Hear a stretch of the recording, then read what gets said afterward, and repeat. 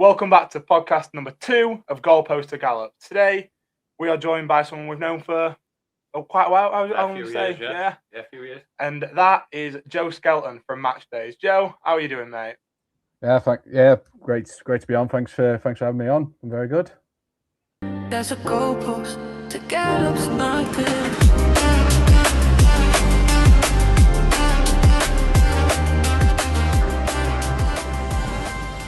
Yeah, so you're going to be his first guest, Joe. So I was first one on yours. So we'll repay the compliment and get you on. Not sure about that app, but we'll crack. I've got a few to be fair to say about me. Yeah. So obviously we've known you a fair few years through football. Obviously, notably through the Bells. Did you think you come there as an intern or something like that?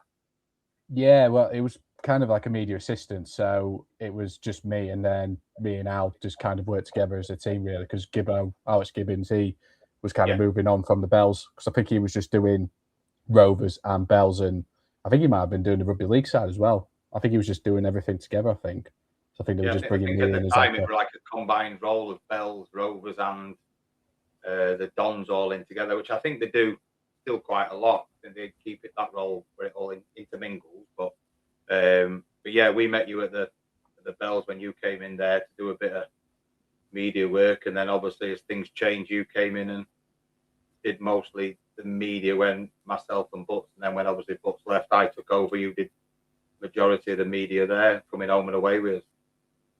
Yeah, it was great. To be fair, we've talked about it on my podcast, but I say to people, it's some of the best times I worked with.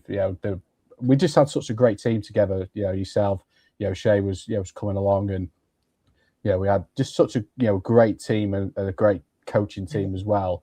It was just the banter was just flying backward and forwards, because I think everyone just was on the same wavelength. I look back on those times, they were just absolutely brilliant. And I think when I did leave the Bells, I was really, really gutted, because I don't think anything after that was never going to be the same, just because I think the people I worked with. So I look back on those with really fond memories, and like I say, it was a really, really good time to be a part of and really learn the ropes. Yeah, we're good. So what we'll do, Joe, we'll get into it. So a bit different, rather than you asking all the questions, it'd be nice for you to be sort of interviewed. You can put your side across of what you do, basically, and then we'll start from the beginning. And so we'll let you start. Tell us a bit about you. Obviously, where people probably won't know where you're from and stuff like that, and where you grew up. So we'll start there, and then we'll see where it takes us. Yeah, so I grew up in Orkley, but for the first few years I actually lived in Wandsworth, and then our family moved to Orkley in Doncaster, and we were there for 20 odd years, and then the last few years we moved to Retford, which it's been really, really nice. The fact that I'm in a nice location. There's some great people there, and I think the great thing with what we've done is our family we're kind of up sticks, and we've been in a nice location. But I started really I grew up with football. My dad, massive Liverpool fan, used to go in the 80s with his uncle. He used to go and in the early days, he used to go and stand in the Kop, and he'd tell me all the stories about the days in the standing Kop where you'd be one side at kick-off, and by full time you'd be the other side of the stand. But the atmosphere was absolutely amazing. One of the first kits I had when I was a kid was actually a Liverpool kit. When I was about 2 years old.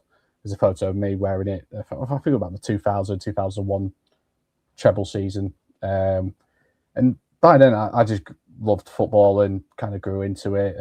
Started going to watch Donny when I was about 5-6 years old, and when they first came out of the conference, and Dave Penny was manager then, and they had the likes of Michael McKindo and Greg Blundell and Leo Fortune West, Paul Green, Ricky Ravenhill, that great Donny side that came out of the conference and went all the way into League One and eventually the Championship. So my love of football really kind of came from there. And when I was old enough to go, when I went to university, I started following a bit more of the non-league scene, and my mate Callum Patterson.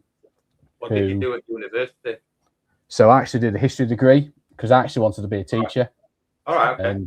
A nice link to what you're doing now, then. Yeah, brilliant. Yeah, pretty much. And I realised after sort of my second year, I just thought, you know what, I don't fancy being a teacher anymore. I don't want to do this. And I started watching Ellis Platten a lot more, Away Days. You've probably heard of him. And I kind of sort of dabbled the idea of actually wanting to do YouTube for about a year. And I thought, you know what, I got to about the summer of 2018, so just after the World Cup. And I just thought, you know what, I'm going to start my YouTube channel. And if it flops, it flops. If it doesn't, that's great. You know, people are going to watch it. The funny thing is I don't think I've ever watched back my first ever video, which was Gateshead against Walsall, just because of how cringy it was. Trying to, honestly, the amount of catchphrases, the amount of. As you've gone on, then nothing's changed. It's still cringy. Oh yeah. Life has stayed constant, mate. Since then, nothing's changed. But it's like you think of, like we think of as like my grandkids. If you ask them what they want to be, it's not, oh, I want to be a footballer, I want to be a builder, it's like, I want to be a YouTuber. And that's the thing now, for the norm, for the digital age, that's what kids want to be. That's just the norm for them. That's all they know, basically. So other jobs for them is quite hard. It's just they want to be a YouTuber. And when you see people like Jake Paul, KSI, how they've made it through that, then obviously that's what they tag on to, don't they? It's massive. I think probably since COVID, I think when TikTok blew up big time, when everyone was working from home and there wasn't really anything to do, people were just making TikTok videos, and you know, some of them went viral, and a lot of time it can make, I think a lot of people now, especially for young people, they see, you're right, with the likes of Jake Paul and KSI, the brand deals and the money you can make from being a digital content creator. You know, it's absolute, you know, it's mad. And I think there is a shift now from maybe 30, 40 years ago, when people would go into the different industries where they would, you know, be a builder or an electrician, or you're right, people would rather be a content creator than go and do the hard working on a cold building site on a Monday morning. Exactly. So what made you, so obviously we know a bit about you, where you've grew up, how you got into football and stuff like that. So how did you get started in vlogging? So a lot for me was, I was vlogging through my phone, really. And you have to be careful, because he's nicking sweets out of his pocket. Sorry, he's nicking. I want sweets already. Fantastic. Oh, fantastic's not a bad shout. Not a bad shout. You know, probably my favourite Haribo sweets, I have to say. Exactly. Yeah, but yeah, I mean, to be fair, I've just had a curry, which is quite nice. So I'm not envious at all. So, but yeah, I started actually filming on my phone.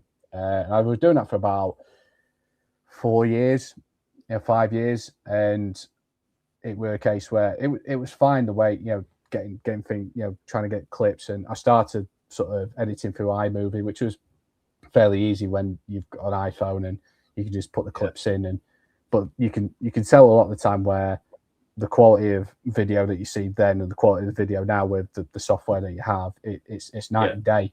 And I felt like as the channel started to grow, my quality needed to be a lot better, because if I'm going to be wanting to attract more people to the channel, you know, the quality's got to be a lot better. You know, that's why a lot of the time, you know, I'll try different ideas. If it doesn't work, it doesn't work, and I'll keep it simple. But you know, the way to vlogging now is, you know, you just got to find a niche with how things. It's like podcasts. You know, what you've got, I think it's a brilliant idea. When you came to me and told me about your idea of what you wanted to do, and I think if you find a niche and you find a gap in the market for something like this, I think, you know, it can really propel you forward. So, you know, I do think the non-league scene, you know, certainly for non-league YouTubers, there's so many. I mean, you count, you know, so many that want to get into the non-league scene, because I think a lot of the time where, you know, if you're trying to vlog at Premier League grounds, or even, you know, even in the Championship now, it's a lot difficult, because I think there's so much scrutiny on people trying to film and trying to get the camera out, because, you know, otherwise you get kicked out. So can I ask you something on that?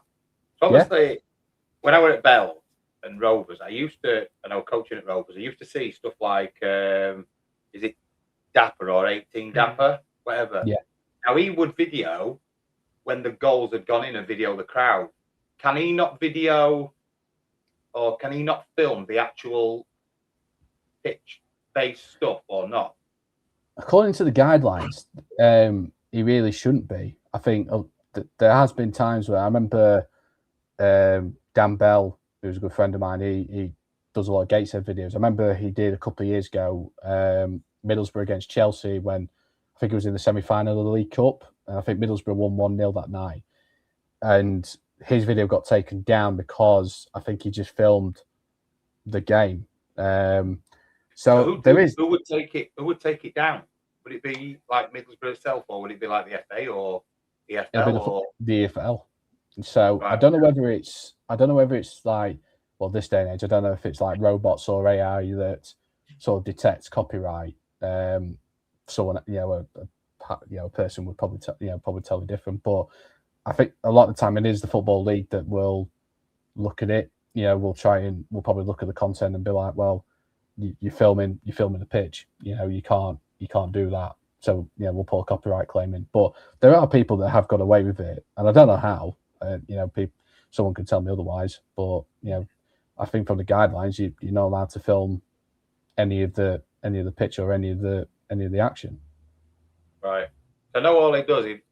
When I watch the odd video that he does, even I think Chow does it as well, doesn't he? Where the video, the crowd when they've scored and stuff like that. So obviously the goal's gone in. There's not really any action because they've already celebrating or whatever. And it's basically just the crowd, and then he speaks to himself. But there were always something I wondered whether there was something in place to stop them actually videoing the actual game or the footage. So it's obviously, but then when you think about it, Sky pay a lot of money for the EFL rights, and then they get that. But saying that as well, though, that because the EFL or whoever does stop that, then it opens up a much bigger market in non-league, doesn't it? And that's, I'm going to guess, the reason why you do it yourself, because obviously watching your video, you can video game. No one's gonna stop you. I might try and stop you if you have a video of me and like a couple of goals in, but that'll be about it.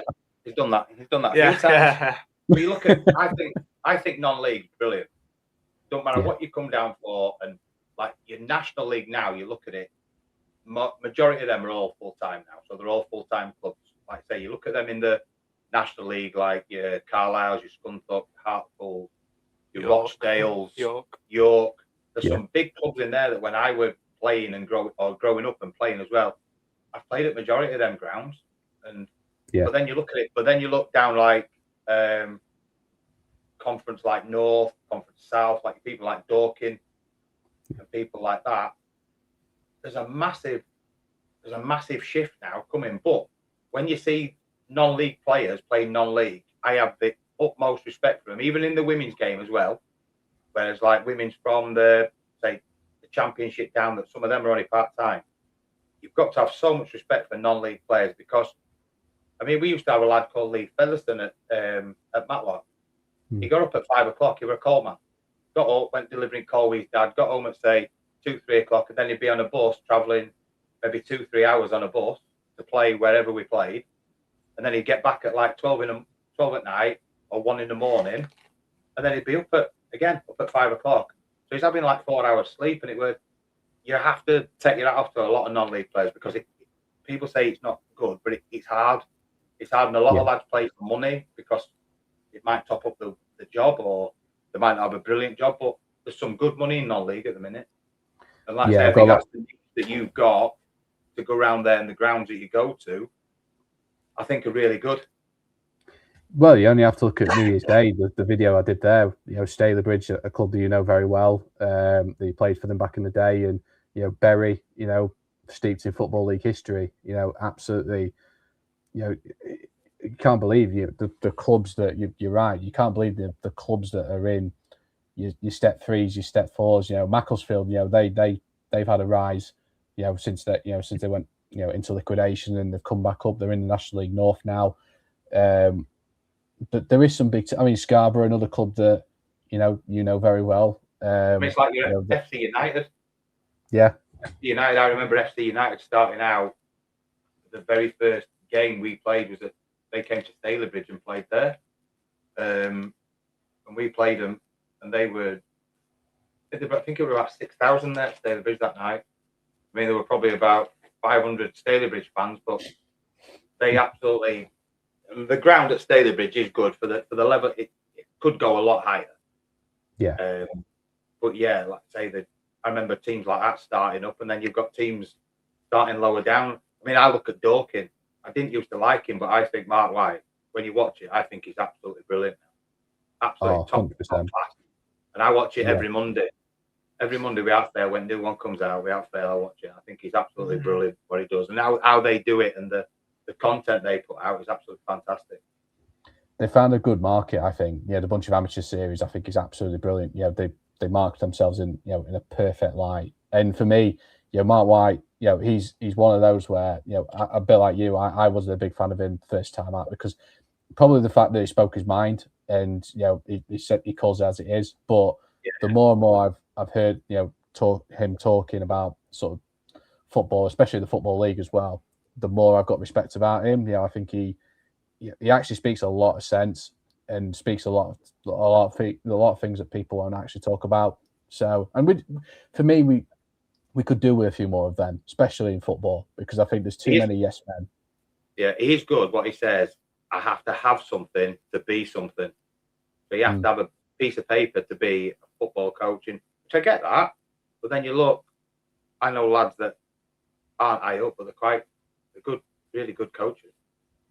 And it's a piece of paper at the end the of the one day. The other day that the Chelsea manager, the one that took over the 21s, I think he's only B license, something like that, and he got a point against Pep. I know it's obviously he just can't come in as caretaker, but if Badger was saying everything, he wouldn't stand a chance, would he? Because Pep's obviously pro license, and then I'm sure he was UEFA B, so it's mad, really. But don't you think like the pricing, and you've told me, Bucko, about the pricing, especially how much it is to do your coaching badges in England. It's a lot cheaper in like your Germany's in Italy, isn't it? Like, why is it so much expensive here than it is? I think an A license in England, you're probably looking about $4,000, and I think in Germany you're probably looking maybe 800 to 1,000. I think there was someone did a study on it of different countries where you could do it, like Spain, Germany, Italy. I think and England was the dearest. And it does take a lot of money. I mean, if you do it through the PFA, obviously you get some money back, but to do it just through a normal FA is really dear. I think the pro license, what a lot of people try and get on, you have to be invited to that. And I think that's 16 grand. So it is crazy. Pocket money for Joe. I don't know about that, mate. So going back to that, Joe, so obviously that's how you got into vlogging. Yeah, and obviously, was it just one day you just were at uni and just thought, that's it, I'm going to do this? Or obviously along a part-time, you were a part-time job or full-time job, or? Well, I was at Sports Direct for about 6.5 years, yeah. So that kind of used to get a helped. discount. Well, anytime you came in, I got you some discount and stuff, 20% off. But yeah, I was the great thing about where I was in Wolverhampton was there was just so many clubs around you. I mean, I was very fortunate the fact that where I lived, I was 5 minutes from Molineux, so I was able to get a ticket where my uni accommodation was. It was that easy. Apart from when Wolves had started to do well, that was a bit, that was tough to get a ticket. But the great thing about where I was the fact that you were 20 minutes from Birmingham.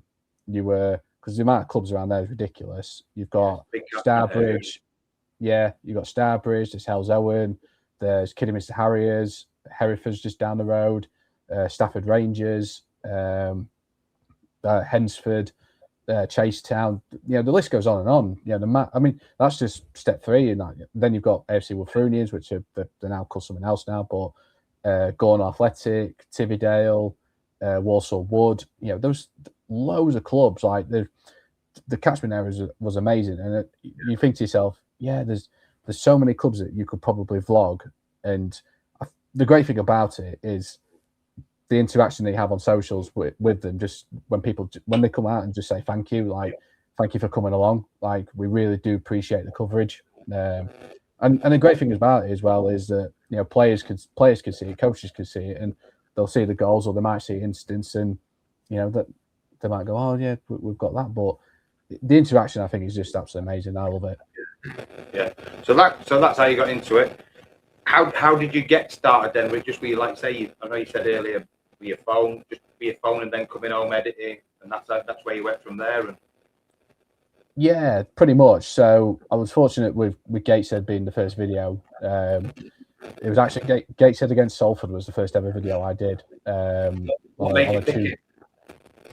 So Callum Patson, who's a very good friend of mine, he does the media for Dunstan now, but he's a massive Gateshead fan, and we started following them when I was at uni, and he just invited me update one day, and he was like, "Look, come do the Gateshead game against Salford." Unfortunately enough, Gateshead won. I think they won 2-1 that night, actually, and you had that night Luke Armstrong was playing, Luke Molyneux was playing for them. Who else was playing for them that night? James Montgomery. There was some good players for Gateshead, and I think the great thing about it was that Callum knew a lot, like the community, with the fan base. So when the video went out, I just said to him, "Look, can you share it into the groups?" And he went, "Yeah, of course."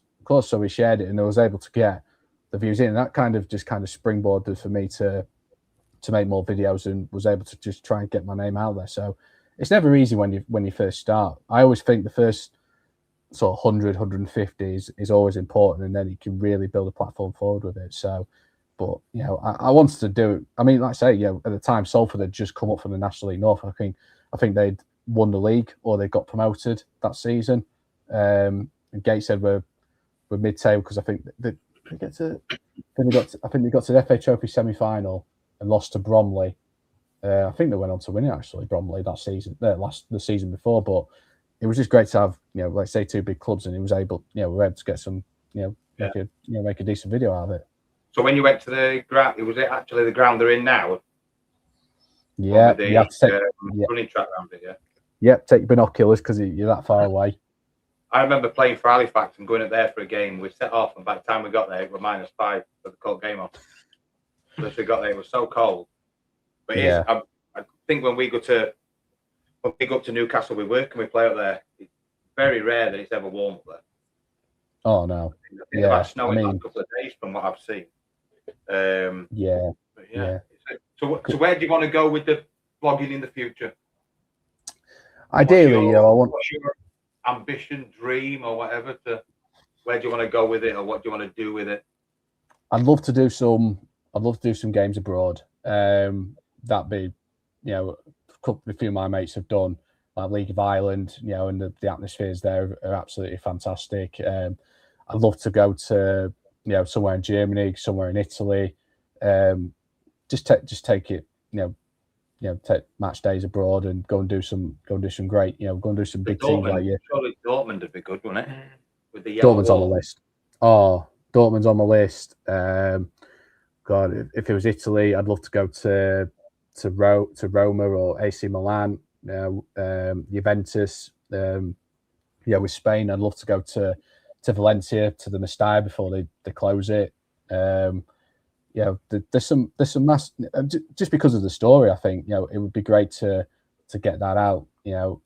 But there's so many, because when I went on holiday last year, I went to Gran Canaria, and I'd love to go to Las Palmas. I think that'd be a really good one to do. But to do Las Palmas against Tenerife, but I think Tenerife got relegated, I think, last season. So right. It'd be a shame, but it'd be a great one to do. But I'd have to wait for Tenerife to get promoted again. If you ever get a chance, go to the San Siro. I don't think you've ever been. So it's interesting. So I went to Italy September last year for the Italian Grand Prix, and we stayed. So me and my dad, we stayed about 10-15 minutes. I think it was on the metro to the San Siro, but because we were only there for the weekend, we didn't really have time to go over, and also we were trying to kind of navigate Milan's metro centre, which we did eventually, but like I say, San Siro is one I'd love to go see. Rovers Academy. We went on a tour, didn't we? There and played in a tournament in Milan, and we went to a game at night into the Roma. That one, and that were unbelievable. Just how they just it's It's absolutely class. Yeah. I know they're on about knocking it down, aren't they? But Yeah. Hell of a ground. It would be a shame to go, mate. But yeah, there seems to be. They have talked about it, but it seems to be that it's kind of stalled. I think at a minute, but yeah, I don't know what they're going to do, because like, are they going to have a stadium to share, or are they going to build separate stadiums? I don't know what that's going to be. Yeah. What It'd be interesting to see what they do, because like I say, we've both been in there. It's a great ground. Whether they're just, you can tell sometimes it's a bit old and a bit run down, but I think a bit of money on it. But like when you get inside, it's so steep.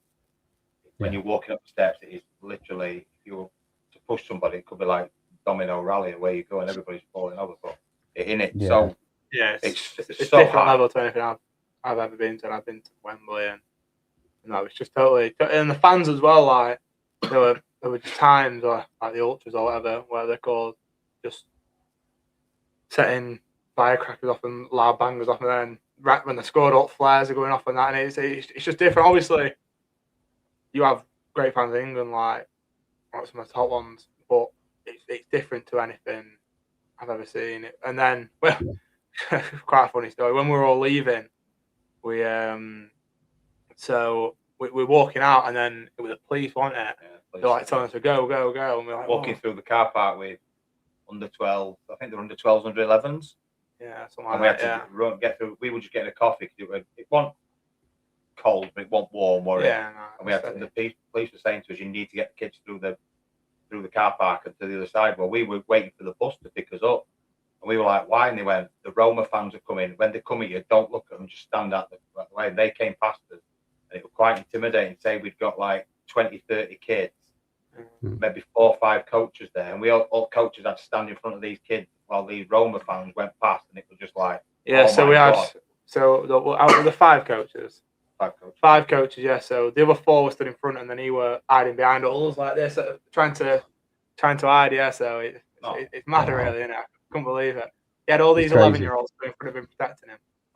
That doesn't surprise me, but it's interesting you mentioned it about all stadiums though, because I was very fortunate a couple of years ago to do Goodison Park, and I went for a pre-season game against Roma, actually, ironically, and it was just honestly, it was absolutely fantastic. I was very privileged to do Goodison, to see such an old school ground, and we were sat in the Gladys Street end, and the seats were still wooden, so we were we were at the top of the top tier, and the amount of leg room was, let's put it this way, it's probably about Ryanair quality. That's probably how good it was.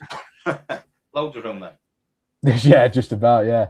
But it was just, honestly, it was absolutely fantastic. Very, very privileged to actually to be able to take Goodison Park off. But I say I'd love to do San Siro. If I can do it before it goes, that would be one off the bucket list. Hell of a play. But yeah, so on that, we've got a few questions to ask you, and we'll go through them. Yeah.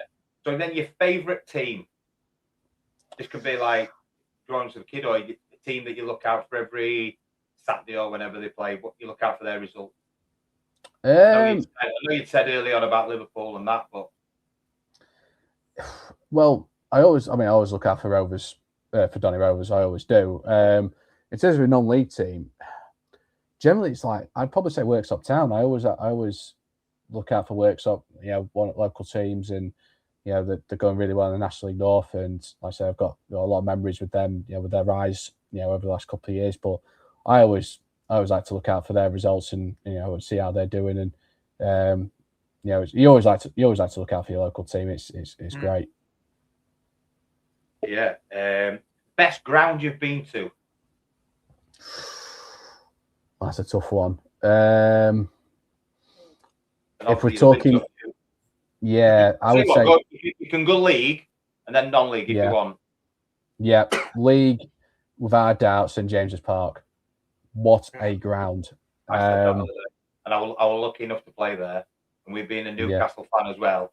I walked out and got goosebumps. Absolutely. Oh, what a play! What a play! I remember I went there. I was fortunate enough that Cal got me a ticket for when they played Spurs, and it was the first game when the Saudis had just taken over from Mike Ashley, and the atmosphere was something I'd never experienced in my life. Like when Callum Wilson put the ball in the net inside 2 minutes, the stadium just like I'm getting goosebumps now talking about it because it was that amazing. I mean, the result. I mean, they lost 3-2 that day, but just that moment alone. I hope that stand in it. Yeah. When you're in the stand, it is high up, but when you're on the pitch looking up, oh my god, it is so high. Yeah, I mean, I remember years ago when Donny played it at Newcastle, and it was in the Championship. And I didn't go. It was the funny thing was when I was a kid, my dad would never take me to away games. He would always take me to home games, but never to away games, just because I wasn't old enough. But I remember seeing highlights, and I remember Martin Woods missed a penalty. I think he had it saved or he hit the post, and I think they ended up losing 2-1 because I think Steve Harper was in goal then it would have been Steve Harper that would have been in goal for Newcastle. Yeah, I think Andy Carroll would have been up front. So yeah, Kevin Nolan at the time, he might have still been there. Yeah, Chris Hughton would have been manager. Yeah, they've had players like Mike Williamson. Yeah, there's been a fair few. So, like I said, they had a half decent side at the time. I think did Donny beat him as well? No, I remember going to the reverse game, and I think we'd held them for about up to about 80 minutes, and we're on for a great point. I think Alan Smith scored the winner for Newcastle, and they won 1-0. And I remember Newcastle just packing out the away end. I think they must have taken nearly 4,000. Yeah, if they could have done, they could have packed the entire. They could have packed the entire. Yeah, they get a great. I think they were a pre-season. Donny played in Newcastle, didn't they, a few years ago in a pre-season friendly? Yeah, I went to Newcastle and me. I think Callum Wilson scored that day. He did, yeah. The place was bouncing when he scored. I was ball in that game, and I was sat in front of Newcastle fans, and literally it were like best fans. Like I did that for the full season at ball boy, and best fans. And then when Callum Wilson scored, he ran right in front and started celebrating. They're just different level, aren't they? But it's got to be best in England. So 100%. We'll flip it round for you then, Joe. Okay. Worst ground you've been to? Wow, worst ground have I been to? I found this hard when Shay asked me. That's a tough question because I always like to try and find something nice about a ground or something. Oh wow! There must be something where you've gone and thought, "No, what a dump." Yeah. Wow. Cogs are ticking now. Yeah. Wow. Do you know what? I wasn't too fussed about Grimsby Borough's ground. Do you know what? When I turned up, I don't think I've ever been. So it's all right. I mean, the only thing I liked about it was the clubhouse was all right, but apart from that, it was just I couldn't believe the ground was step 4. Like there'd been a step 5 club for ages and ages, but I was a bit very, very underwhelmed. I've been to better step 4 grounds, but the fact that they had like a little stand behind the goal, and then there was a little stand at the back, and I thought, what's this? Like it's one of those grounds I wouldn't be rushing back to. Yeah. In a heartbeat. If there was a game on, and if it was the only game on, and I was desperate to go and see a game, I probably would do it. But if there was other games that I could pick from, it wouldn't be on top of my list. Yeah. Cool. The best player you've seen live, we'll go league and non-league, so you can have one from each. Best player I've seen live would be Salah. Would be Salah in the league. Yeah. I saw him. It was in the FA Cup at Wolves. He came on for about half an hour, and you could just see the quality. Like they lost that day, Wolves, but it was just I'll say 2. Salah 1, Ruben Neves another. I mean I remember seeing Ruben Neves in the Championship for Wolves, and he was just different gravy. His passing, some of the goals he scored as well. Some of the long range goals he scored was I was fortunate enough to be at the game when they played against Derby, where they'd had the corner, it's come out to him, he's flicked it, volleyed it, round the top corner, and I was in the Jack Haywood stand, and I just thought, wow, what a goal! It was just absolutely, the quality that he had, the fact that they paid, I think Wolves paid 15 million for him, and at the time I think he was like, it must have been like a championship record at the time, but nowadays, championships going for big money, but yeah, Salah and Neves would be the league players. In terms of non-league, again, that's a tough one. I think Liam Hughes 100% would be up there. He'd be a contender. What he's done, some of the goals I've seen him score were outrageous. One player just gone. Yeah, he's gone to sign for Cleethorpes. Is he not there? He's just gone early, hasn't he? Yeah, he's just signed for Cleethorpes. I know he played in the reserve. I saw something where he played in reserve the other night, didn't he? Yeah, well, they've just put out a statement. He played in reserve. I've not seen that. Yeah. I know he were at Matlock once. He were there for it. Yeah, he was there for a while, and I know. I think he had a lot of problems in terms of his sort of mental health, and I think he's come out and talked about it. Which, you know what, fair play to him. Any football, any footballer who comes out and talks about mental health and and how much it affected, credit where credit's due, because it's never a tough, it's never an easy business talking about it, but he's had a very good career, and I hope he does well at Cleethorpes. But one player I've seen, a young player who you two will know really, really well, who I've seen come through the ranks. Started at Harworth and now he's at Scarborough. Rio Allen, I think he's a player that I've seen a lot of him, and I think he's going to have a brilliant career for me. He might not play. My legs up a few times of goals.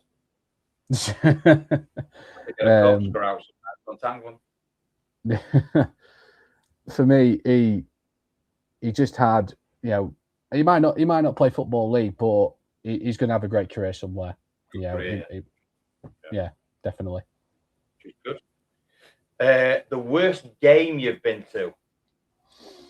Oh, so the worst game I've been to was. Are all your answers up there? Are all your answers up there? By the way, keep looking up. Yeah, I'm like Sam Allardyce when he's looking at the chippy. So probably the worst game I went to was a couple of years ago. Actually, now I went to watch Boston Town against Skegness, and it finished 0-0, and there must have been about 5 shots all game, and one at lads dived and got yellow carded for a penalty. Well, was trying to look for a penalty, and what summed it up was that the second half, Skegness had a free kick. He's gone to play it out to his left back. Must have been about 30 yards, and he's put it out play for a throw. And I thought, you know what, that just sums up the game. Like, I thought, I've driven all this way to Boston and I've seen this 0-0. What a boring game. Just crippled. All right, we'll flip it on that one then. The best game. You can either say league on or non-league, or you can do one of each if you want. The best game would definitely have to be the Hell's Owen against Spalding playoff final a few years ago. Hell's Owen, fantastic fans. A chance to go into step 3. They're a big club. Spalding did very, very well to get to the playoff final, and Spalding took the lead inside 20 minutes, and Hell's Owen fans were thinking, well, it's not going to be our day. And I think it must have been 89th minute. Hell's Owen get a late equaliser. The funny thing was, if you watch the video back, there's a guy who's hurling abuse at, Hell's Owen fan just hurling abuse at the players, like, we're going, what you doing? All this. And they've gone and equalised. And I've panned the camera around to the fans that are celebrating. And he stood there, arms folded, no expression on his face. And I'm like, what are you doing? Your team's just equalised. Like, come on, show a bit of cheer, lad. And they almost won it. Like 90 seconds later, they almost won it. They had a ball's come in, and Jamie Insall, who now plays, I think he plays for Redditch. Don't quote me on that, but he's nicked in at the far post, and he's put it just wide, and you're like, oh, he's missed it. And then they've gone to extra time, and then probably about 5 minutes to go, second half extra time. Spalding's legs have gone, and Hellzone have got a counter attack. Lad's beating 2 defenders, has a shot, keeper's parried it. Jamie Insall at back post, couldn't miss, tapping. I'm in the shed end, and it's just going off. Pyro's going off, everything. It were just such a brilliant day. Pyros with you? Oh, no. I wouldn't even know where to pick them up. Oh, I should. So, Yeah, so you might have already answered this. The funniest thing to happen in a game you've seen? There's a few that I've seen which has been really, really fun. There was one actually that was off. There was actually nothing to do with the game or whatever, but it was actually during my commentary days with the Bells. And I remember, I can't remember what game it was now, and I was stood up in the tower, and it might have been when we played League. It might have been League or Lincoln City. And I remember being on the mic saying, Bells are going to make a sub in the second half. Such and such coming off for such and such. I can't remember what it was now. And your Facebooker, when you turned around and looked at me, were like, what's he saying here? Like, he's getting this all wrong. I was like, yeah, I need to redo that again. Another one, I'm going to jump in. One that I remember from the Bells game was Dave Salts. That's what you called him, wasn't it? Instead of that. Oh, yeah. That were amazing. I'm going to explain it. I forgot all about that. It was for ages. So we had Dan Saltson as assistant at that point, and yes, I'm sure it was for a long time that you were calling him Dave, and then in the game, so you had like the 2 dugouts and the dugout, and then it's like a stand, like a tower just behind it where Joe used to do his commentary from. And he just said, Dave. I'm sure he's turned around and he's gone, my name's not fucking Dave. And it was honestly, not Dave. Yeah, it was one of the best things. Everyone was laughing. He shouted it so loud that everybody Yeah. in the ground. I think there must have been 300-400 there watching, but when he shouted it were absolutely hilarious. I forgot all about that. Oh, I forgot about that. Yeah. No, bless you. He probably looked like a Dave. That's probably why I said it. So they're good, but the worst and best food you've had at any game? Best food. Well, best food, 100% have to be at Pontefract. You know, I was raving about it when I was last there. You know, they do a really, really nice cheeseburger, bacon cheeseburger, and the food is absolutely. You could tell like it's proper local food that they brought in. You know, proper local burgers and meats, absolutely fantastic. The worst would have to be. Yeah, do you know what? He's got to apologise here. He's munching these sweets here like that. They're going down a tree. That's all you can. He's not offered one. Just keep. All you'll see on this is him munching. No. Where did you say, Joe? I'd say the worst food I've had up until they actually changed it was actually at Donny. Like honestly, the rollover hot dogs and like the burnt burgers you get.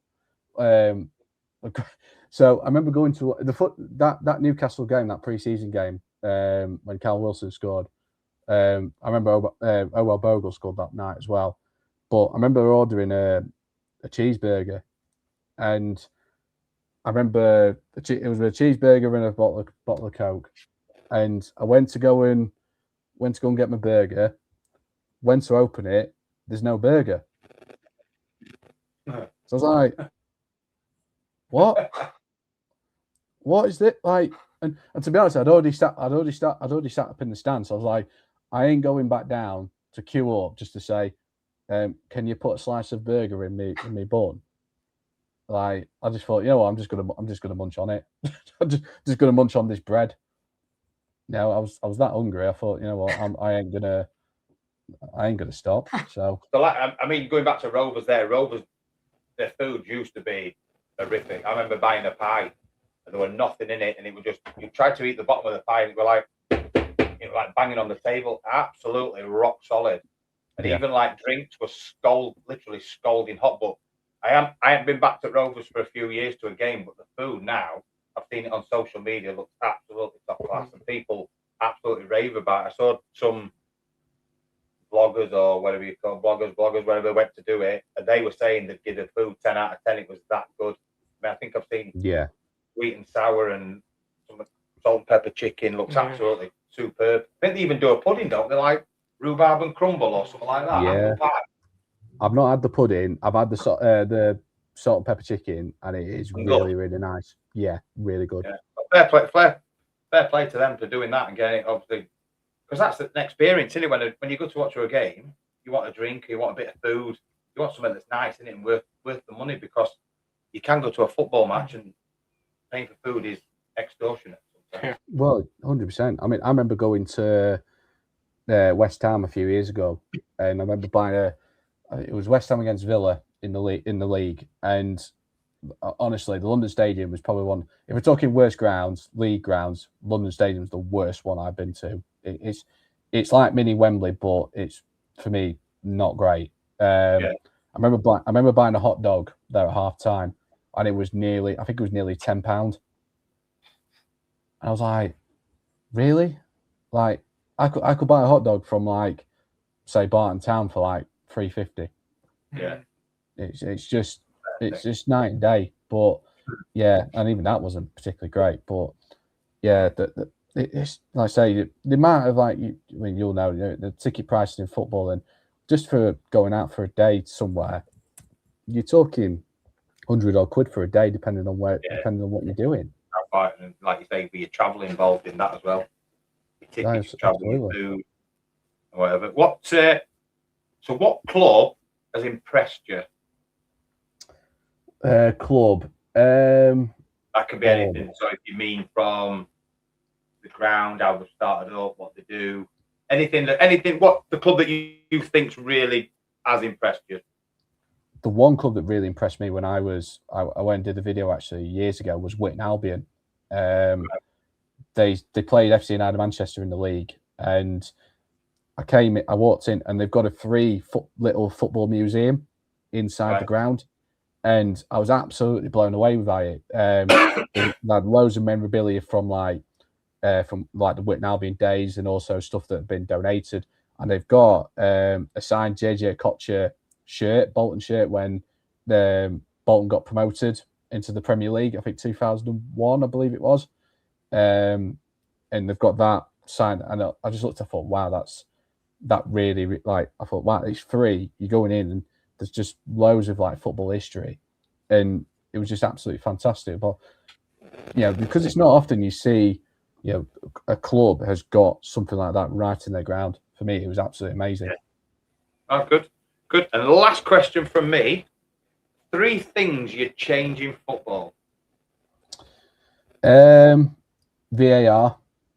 For me, I think, the way that VAR is these days, don't like it. I think it's killed the game. I think the amount of time in, for decision making, I just think it's just stupid. Let the referee just ref the game.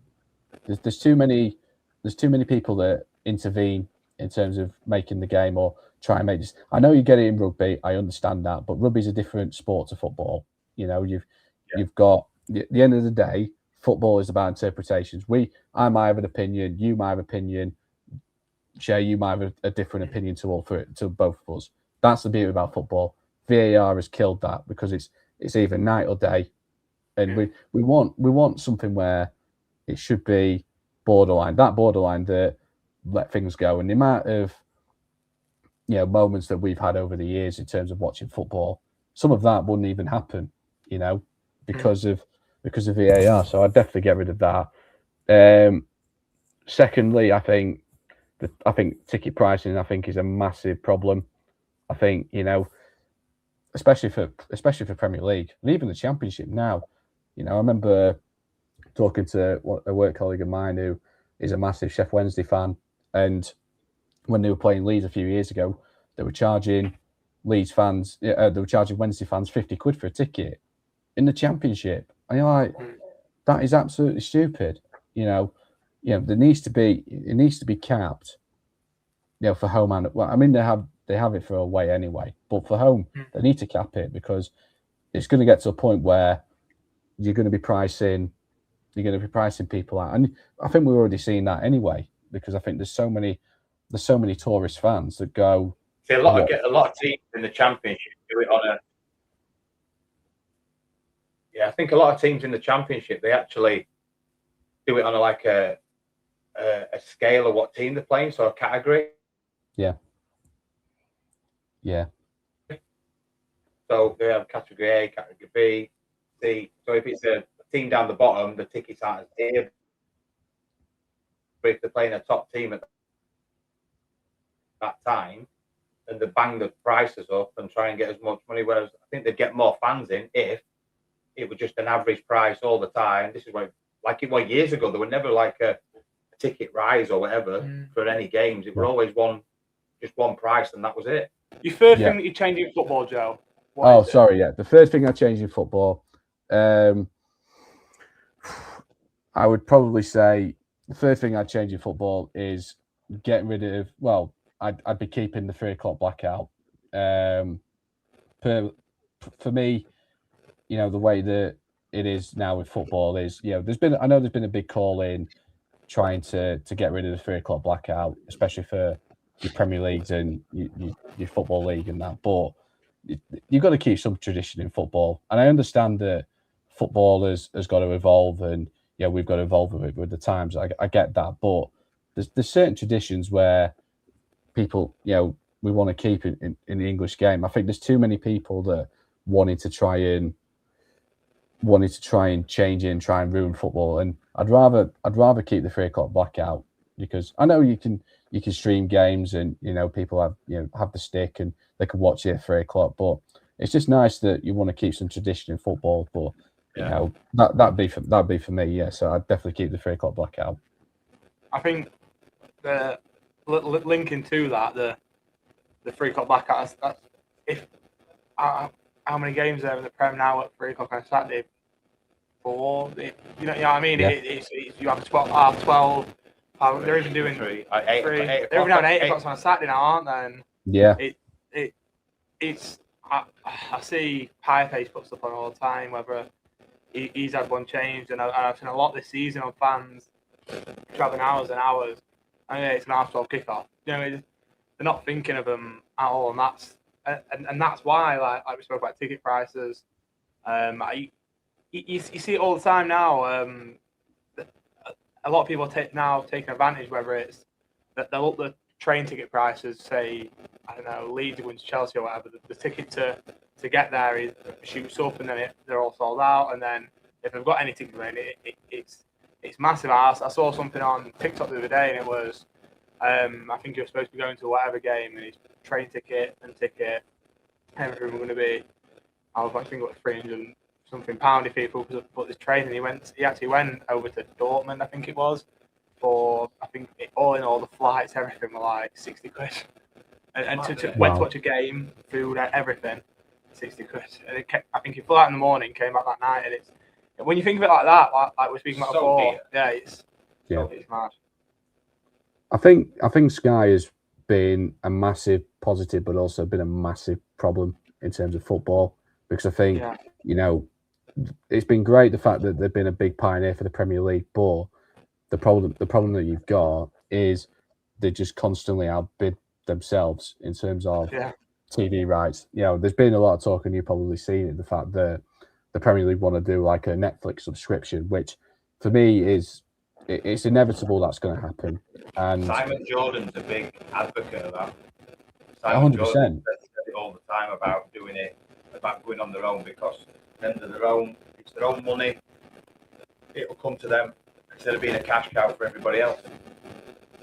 Yeah, and for me, I think Serie A have got theirs. I think the Bundesliga, I think La Liga have got their own sort of streaming services, and they pay peanuts for if fans pay peanuts for it. Or they'll probably pay a season ticket for a one-off fee for a year, and they'll probably get every single game. Yeah. So for me, why can't we adopt something like that? And I know you could probably say if that was the case, then Sky would probably not so much get their value be devalued, but they'd probably be in massive trouble. But for me, Amazon had a great platform when they had the Premier League sort of during Christmas time and sort of in the new year. They had a brilliant sort of idea and a blueprint plan of how it could be done. And for me, I think that could be the way forward. I personally think it is the way forward. Yeah. The Football League did it with iFollow a couple of years ago, a few years back. And albeit, yes, there was a lot of teething problems with it because the stream was the streams could be absolutely horrific. But the idea was there. Yeah, the idea was there. So it can be done. I just think guys do have to be applauded for how they did because football to a different level at the time when it first started. They did take it, but then now I remember like them having different camera shots. You could have ref cam, you could have fan cam, you could have player cam. You could do everything on there, and then obviously they changed. And it's they need applauding for what they do, but for what Sky give you now, it's a really dear concept. 100%. I think you're right. Football. I think Sky has been at the real forefront of that, and I think you're right. We have to applaud what they've done. I remember my dad talking to me ages ago about the first Super Sunday, which was Forest against Liverpool, and the game was at 4:00, but they do like 4 hours of build up, and you're like, what? Yeah. So nowadays, Super Sunday, you'll have 3 games, 4 games maybe. The way that things are, just the way the football has gone. But the last TV deal was 12-point-something billion, and over 4 years. So it'll be interesting to see when it comes to the bidding rights again in 29, what happens next. Guys not going into the Champions League again, have they? Because they said 2 years. Which I think is a bit stupid. Not doing it. Which I think is a bit stupid because I think the Champions League, they actually did some really good stuff. But like, I miss the days when Champions League used to be on ITV. Yeah. And you had Clyde Tilsley, Andy Townsend, Jim Beglin. There was they had some really good commentators. Really good. For me, yeah. So I'd say there's. But yeah, we'll see. Yeah. Joe, I want to thank you for coming on, mate. It's been absolutely brilliant. I think it's great that we can actually flip it round rather than you going to watch someone. People who watch your channel and know you can actually get an insight into how you started, where you're from, and stuff like that, which I think is good. It'll give a bit more background to you yourself rather than you just going out with a camera. People know how you started and where you started up from. So, mate, I want to thank you for coming on. I really enjoyed that. It's been brilliant for an hour. Yeah. Shay, anything else? No, thank you, Joe. I'll close falling asleep at points, but you can well keep me awake. Don't worry about it. Well, thanks for having me on, lads. Thanks for having me on, lads. And you know what? I really hope you get loads of subscribers with your podcast. I think you've got a brilliant idea what you've got. So thank you for having me on. And that is it for today's podcast. This is just me going through editing it, and then I just realised we didn't actually do a proper outro on the whole podcast. So I thought I'd come in here and just say thank you for watching today's podcast. If you have any ideas or anyone that you wanted to get on, we can try and get someone on. Leave it down in the comments, or anything you want us to change, any ideas that you want, or anything you want to speak about on the next podcast episode. Unsure what guest we'll have on next, but hopefully it's a big one. So thank you all for watching, and goodbye.